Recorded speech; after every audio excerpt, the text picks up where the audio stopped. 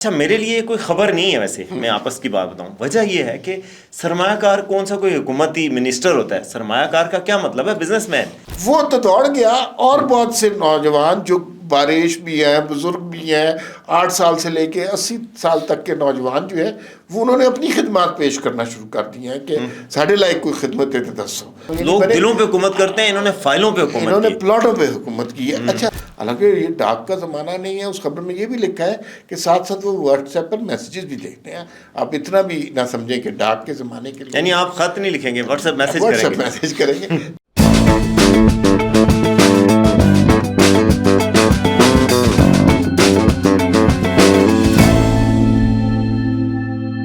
ناظرین السلام علیکم، میں اور وسیم عباسی وی ٹاک میں آپ کی خدمت میں حاضر ہیں۔ 2-3 موضوعات ہیں جن پر بات کرنا بہت ضروری ہے۔ امریکی سرمایہ کار پاکستان آئے، عجیب و غریب قسم کا ابہام پیدا ہو رہا ہے۔ سرمایہ کار تھے، وزارت خارجہ نے بلایا تھا، ڈونلڈ ٹرمپ کے دوست ہیں نہیں ہیں، اس کے بارے میں کچھ گفتگو ہو جائے گی۔ ساتھ ہی ہم تھوڑی سی بات کریں گے کہ 4 لوگوں کی شہریت منسوخ ہو گئی، پاسپورٹ ضبط ہو گئے، اور پتہ نہیں انٹرپول کے ذریعے انہیں پاکستان بلایا جائے گا، کیا کچھ کیا جائے گا۔ اس میں ایک نام تو سارے آپ جانتے ہی ہیں، ملک ریاض صاحب کا، جسے باقی سارے چینل احتیاطاً پراپرٹی ٹائکون کہتے ہیں۔ ہم چونکہ باقی سارے چینل نہیں ہیں، لہذا ہم ملک ریاض کہتے ہیں۔ اور آخر میں کچھ بات ہوگی، قائد ملت، قائد عوام نواز شریف صاحب آج کل کیا کر رہے ہیں، ان کی کیا مصروفیات ہیں سیاست میں، معیشت کے حوالے سے، وہ کیا سوچ رہے ہیں، اس پہ بھی تھوڑی سی بات کریں گے۔ وسیم صاحب، یہ سرمایہ کار آئے، بلائے گئے، حکومت کریڈٹ لے رہی ہے، نعرے مارے جا رہے ہیں، وزارت خارجہ کچھ اور کہہ رہی ہے، ہوا کیا ہے؟ دیکھیں جی، سرمایہ کار ہیں جینٹری بیچ صاحب، یہ ہیں یو ایس ہیج فنڈ کے انویسٹر ہیں، اور اچھے خاصے امیر آدمی ہیں، ٹرمپ کے ذاتی بزنس پارٹنر ہیں۔ ان کے جو ایک بیٹی ہے اس کے گاڈ فادر بھی ہیں، تو یعنی یہ کوئی عام آدمی نہیں ہے، اچھے خاصے سرمایہ کار ہیں۔ اگر ہمارے ملک ریاض صاحب اتنا اہم ہیں تو ان کے ملک ریاض نہیں ہے تو چلو ایک چھوٹے موٹے ملک ریاض ہی کہلا سکتے ہیں۔ یہ فورن پراپرٹی ٹائکون ہے، یہ فورن پراپرٹی ٹائکون، اور اتفاق سے ریئل اسٹیٹ میں ان کا انٹرسٹ ہے۔ انہوں نے کہا پاکستان میں ایسی ٹیکنالوجی لانا چاہتا ہوں کہ 30 دن میں 30 منزلہ عمارت بن جائے، یعنی ہر دن ایک منزل بنے عمارت کی۔ تو اچھا ہے، انہوں نے بات چیت کی ہے کل بڑا، انہوں نے رچرڈ گرنیل صاحب کا بھی کہا کہ ان کو جو ہے نا وہ اے آئی سے گمراہ کیا گیا، سوالات ہوئے، جوابات ہوئے، تو وہ اچھا ہے۔ وہ ایسے ہے جیسے کسی کے گھر میں کوئی اچھا بڑا مہمان آ جائے تو ساروں کو دکھاتا ہے پھرتے کہ دیکھو یہ ہمارے مہمان ہیں ہمیں، تو پاکستان میں تو وہ، لیکن یعنی یہ کہہ رہے ہیں وزارت خارجہ نے انسسٹ، ہاں وزارت خارجہ نے کہا، بالکل بیان آپ کا صحیح چل رہا ہے، لیکن میں بھی اس پہ پوری طرح یقین رکھتا تھا، لیکن اچانک وزارت خارجہ میدان عمل میں آ گئی۔ اچھا صرف وزارت خارجہ ہی نہیں میدان عمل میں آئی، امریکی سفارت خانے سے بھی بات ہوئی ہے، ہمارے زبیر علی خان کی بھی ہوئی ہے اور لوگوں کی بھی ہوئی ہے، تو وہ بھی کہہ رہے ہیں یہ پرائیویٹ وزٹ ہے۔ اچھا میرے لیے کوئی خبر نہیں ہے ویسے، میں آپس کی بات بتاؤں، وجہ یہ ہے کہ سرمایہ کار کون سا کوئی حکومتی منسٹر ہوتا ہے؟ سرمایہ کار کا کیا مطلب ہے؟ Business man. تو بزنس مین کون سا کوئی وزیر اعظم کے جہاز میں جاتے ہیں؟ بزنس مین ویسے بھی آ سکتے ہیں۔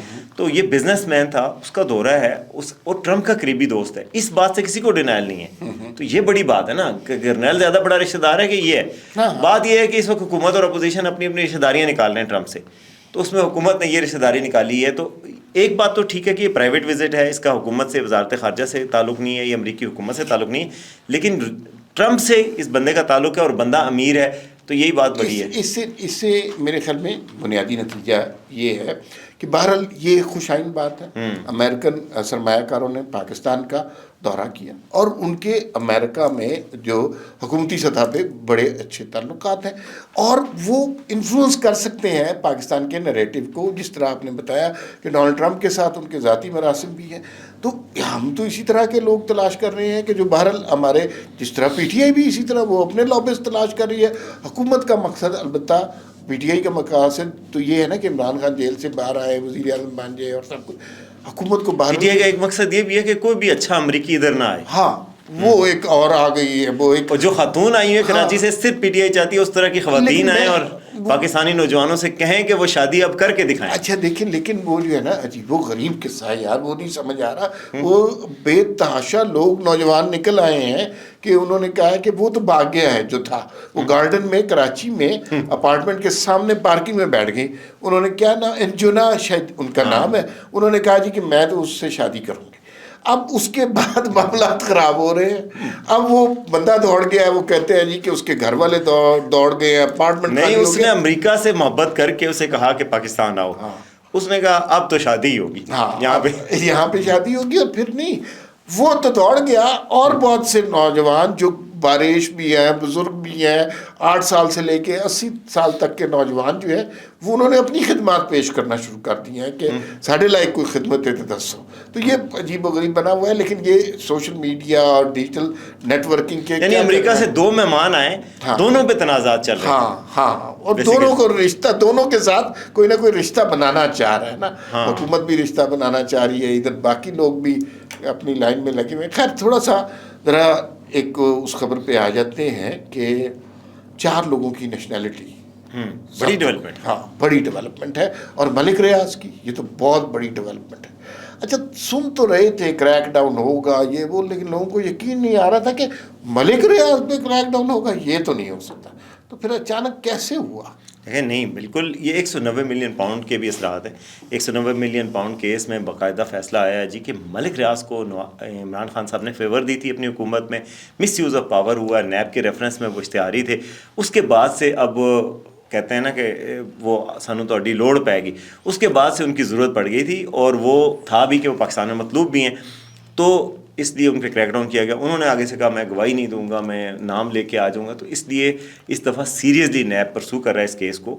اور نیب نے کہا ہے کہ ہم رابطے بھی کر رہے ہیں, دبئی سے انٹرپول کے ذریعے بھی رابطہ کیا جائے گا. تو باقاعدہ طور پہ اٹھایا گیا. اس کے ساتھ ساتھ یہ اسٹیپ اٹھایا گیا کہ جی علی ریاض جو ان کے بیٹے ہیں, ملک ریاض خود ان کا پاسپورٹ, شہزاد اکبر جو اسی کیس میں متعلق ہیں, دیکھیں نا کیس ہے, اور فرق ہوگی, ان سب کے پاسپورٹ کینسل کیے گئے ہیں. اچھا, کچھ لوگوں کو پاسپورٹ کینسل کرنے سے فرق نہیں پڑتا, لیکن ملک ریاض ہیں یا باقی لوگ ہیں, ان کی موومنٹ, موبلٹی ہوتی ہے, پاکستان واپس آنا یا کسی اور ملک جانا, اس میں بھی پاسپورٹ کی ضرورت ہوتی ہے. تو آپ کی کافی فرق پڑ جاتا ہے. ہاں, البتہ کئی ایسے ملک ہیں جو اپنا پاسپورٹ آپ کو کچھ فیس کے بدلے میں آفر کرتے ہیں, جو چھوٹے چھوٹے پراپرٹی خریدنے کے بدلے دیتے ہیں. تو ملک ریاض صاحب تو کہیں سے بھی پاسپورٹ لے سکتے ہیں, ان کی وہ مسئلہ نہیں ہے. فرا گوگی صاحبہ بھی لے سکتی ہیں. شہزاد اکبر صاحب شاید نیشنلٹی یو کے کی اپلائی کریں گے یا کچھ کریں گے, یہ ان کا مجھے کنفرم نہیں پتا. تو یہ ایک ایشو ہے, اور جو علی ریاض کو بھی شامل کیا گیا. تو اس سے کم از کم اسٹیٹ کی اس وقت سیریسنس نظر آتی ہے کہ ان کے خلاف ایک سیریس ریزالو کے ساتھ طے کیا گیا کہ ان کے خلاف ایکشن. اچھا, اس میں یہ بات بھی بہت امپورٹنٹ ہے کہ لوگ اپنے آپ کو حکومت کرتے ہیں یہاں پر نا. جیسے ملک ریاض نے اس ملک میں حکومت کی ہے, انہوں نے کبھی کوئی سرکاری عہدہ نہیں لیا, کوئی وزیر, مشیر, وزیر اعظم. لوگ دلوں پہ حکومت کرتے ہیں, انہوں نے فائلوں پہ حکومت کی, انہوں نے پلاٹوں پہ حکومت کی ہے. اچھا, اس سب کے باوجود لیکن ایک وقت ایسا آیا جو برج جتنے اونچے ہو جائیں انہیں بہرحال گرنا ہی ہوتا ہے. ملک ریاض بھی اس سٹیج پر آ گئے تھے کہ جہاں وہ اپنے آپ کو عام انسان کے لیول پر نہیں سمجھتے تھے, اور وہ سمجھتے تھے کہ پاکستان میں حکومتیں بھی وہ بدلیں گے, اسٹیبلشمنٹ بھی ان کی مرضی کے بغیر, صحافی بھی مٹھی میں ہیں, اور صحافی تو خیر ہے, لیکن اس سب کے باوجود برا وقت آ جاتا ہے. اور عمران خان کے ساتھ جس طرح وہ معاملہ پکڑا گیا ہے, اس میں دیکھیں عمران خان کلپریٹ ہے, وہ وزیر اعظم تھے, لیکن ادھر سے بھی پیسے ملک ریاض کے پکڑے گئے, ادھر سے بھی ادائیگی ملک ریاض کو ہو رہی ہے. تو کلپریٹ تو ملک ریاض ہے. تو ان کو سزا اگر حکومت دے سکی تو پھر اس کا مطلب ہے کہ یہاں پہ قانون بھی ہے, آئین بھی ہے, اور جو شخص اس کے خلاف جاتا ہے اس کو سزا ملتی ہے, ملنی چاہیے, ماضی میں نہیں ملتی رہی. تو یہ ایک بہت بڑا سبق بھی ہوگا وہ سارے لوگ جو اس وقت ریاست کو, حکومت کو آنکھیں دکھانے کی کوشش کر رہے ہیں. بالکل ٹھیک ہے. اور آخری موضوع ہمارا کیا تھا جی آج کا, کتنی ہم نے ملک ریاض کے حوالے سے بات کر لی, اور نواز شریف صاحب آج کل کیا کر رہے ہیں. تو یہ چیز تو میں آپ سے پوچھوں گا کہ نواز شریف صاحب جو ہیں وہ, ان کے بارے میں ہمارے عارف ملک صاحب نے سٹوری دی کہ وہ پرائم منسٹر سے میٹنگ بھی کر رہے ہیں, باقی بھی کر رہے ہیں, لیکن وہ کچھ مشغلے ایسے بھی اپناتے ہیں جو عام لوگ بھی کرتے ہیں. اس سے پہلے وہ ٹریکٹرز وغیرہ کی دیکھ بھال کا بھی دیکھ رہے تھے کہ ٹریکٹرز جو بھی خراب تھے وہ ٹھیک کروائے. جب بچے کی شادی تھی اپنے, تو اس شادی کے حوالے سے تیاریاں بھی انہوں نے بالکل مکمل کی. اب جو ہے وہ ڈاک کے حوالے سے دیکھتے ہیں اور ہر خط پڑھتے ہیں. تو اب میرا خیال ہے خطوط کا دانتا بن جائے گا, ہر خط پڑھتے ہیں اور خطوں کا جواب بھی دے رہے ہیں. تو آپ کو اگر خط لکھنا پڑے تو کیا خط میں لکھیں گے؟ میں لکھیں میاں صاحب تو گل نہیں ہوئی حال ہے.